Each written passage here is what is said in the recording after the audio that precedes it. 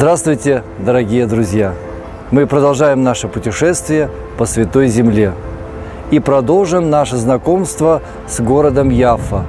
Если на прошлых видеоэкскурсиях мы с вами побывали в Явском порту, побывали на железнодорожной станции Яффа, то сегодня мы пройдемся по самому старому городу. А знакомство с этим городом начнем с площади часов или часовой площади. История строительства явских курантов возвращает нас к турецкому правлению в Палестине, которое длилось здесь 400 лет. К концу XIX века городу стало тесно в пределах старых стен, и появилась необходимость в расширении городской черты. Этот период в истории Оттоманской империи был периодом своеобразной капитуляции перед Европой. Европейцы, европейская культура начинают активно проникать на Ближний Восток. Одним из проявлений этого влияния можно считать строительство часовых башен во всех важных городах Оттоманской империи. В Палестине в тот период важными считались Яффа, Акка и Наблус, Шхем. После этих городов куранты были построены в Хайфе и в Иерусалиме. Всего же в пределах империи их насчитывалось около 100. Явская башня была заложена в 1900 году на месте старой рыночной площади. И к началу XX века именно сюда переместился центр города. Башня напоминает колокольню Европейской церкви. Ее строительство длилось 3 года и было приурочено к 25-летию правления султана Абдул-Хамида II. Деньги на строительство башни собирали, как говорится, всем миром – и арабы, и евреи, жители этого города. Среди крупных жертвователей был Иосиф Мевиель. Городское предание гласит, что у него была лавка, там, где сегодня магазин Кастро. И он был единственный в округе обладатель карманных часов. В это время пустили поезд из Яффа в Иерусалим. И пассажиры, спеша на свой поезд, часто заглядывали к нему в лавку с одним единственным вопросом, который сейчас час. Это сильно мешало купцу. И когда он узнал, что собранных денег хватило только на возведение 2 этажей башни из 3 запланированных, то после недолгого размышления он внес недостающую сумму. Центр переместился сюда, к башне. На этой площади было построено здание полиции, тюрьмы, новая сарая, новое городское управление. Рядом же располагалась городская мечеть.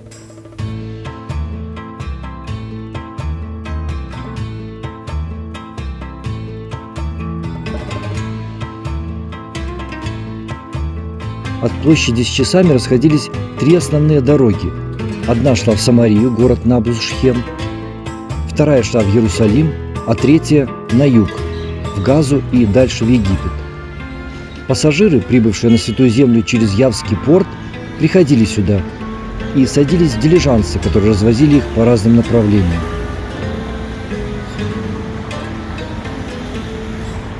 Некоторые гости Святой Земли шли с площади на железнодорожную станцию и поездом добирались до Иерусалима.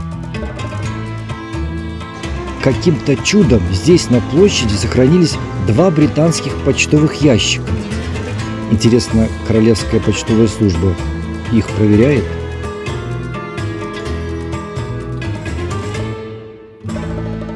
Православным грекам удалось выкупить здесь значительный участок земли, прилегающий к площади, и на нем появился первый торговый квартал. Первый этаж занимали магазины, а на втором были гостевые комнаты. И по сей день на фасадах домов встречается аббревиатура ТАФОС – символ Святогробского братства. Рядом с площадью есть еще одно интересное место. Сегодня оно скрыто среди построек более позднего периода. Но именно здесь располагались Иерусалимские ворота. Именно отсюда начиналась дорога в Иерусалим для тех, кто шел из Яффа.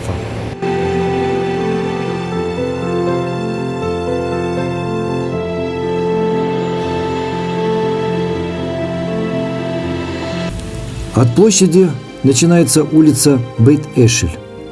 Она расположилась на месте древней дороги из Яффа в Иерусалим.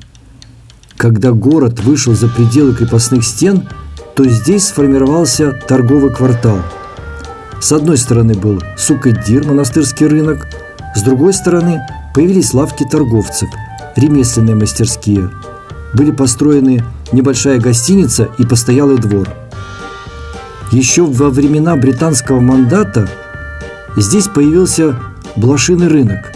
Это была крупнейшая в Палестине торговая площадка подержанных товаров из старых рук. Он существует и по сей день. Конечно, размеры его уменьшились, но колорит остался.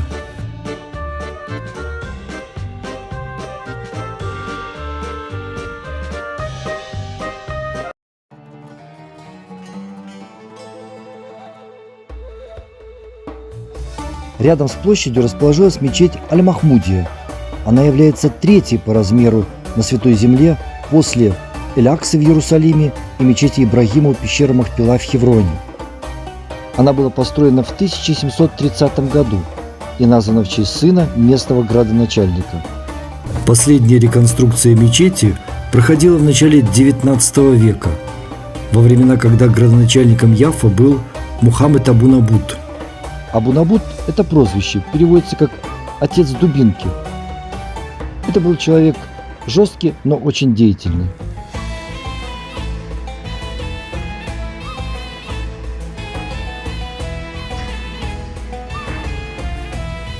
С его именем связано и строительство Сибиля или Сабиля, настенного фонтана с питьевой водой.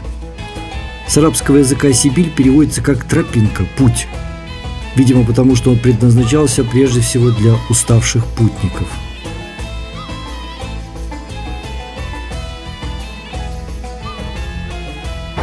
Существует легенда. Однажды Абу-Набут вышел из города, чтобы обойти апельсиновые плантации в округе. Он так увлекся своей прогулкой, что не успел к закрытию городских ворот. Когда он подошел к воротам, то назвал стражникам свое имя. Они ему не поверили и осыпали целым градом ругательств. Он всю ночь провел вне стен города. Стояла жара, и он страдал от сильной жажды. Утром, когда открыли ворота, он вместе с другими путниками вошел в город и приказал созвать всех жителей города, включая ночную стражу. Он похвалил их за бдительность и наградил каждого из них мешком с золотыми монетами. Но за то, что они его оскорбили, он приказал повесить их, а имущество раздать нищим. Согласно этому преданию, именно тогда он дал указание построить фонтан у входа в город, чтобы путники, не успевшие войти в город перед закрытием ворот, не страдали от жажды.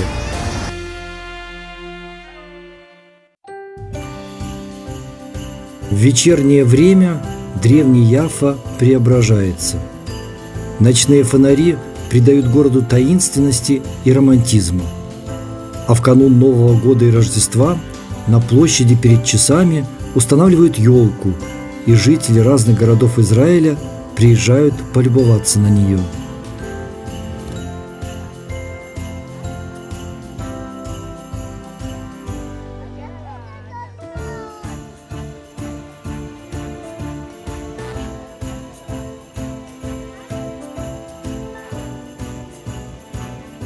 На этом нашу сегодняшнюю экскурсию мы заканчиваем. Продолжение в следующей части. С вами был гид по Святой Земле Сергей Алексейчик. Храни нас всех Господь!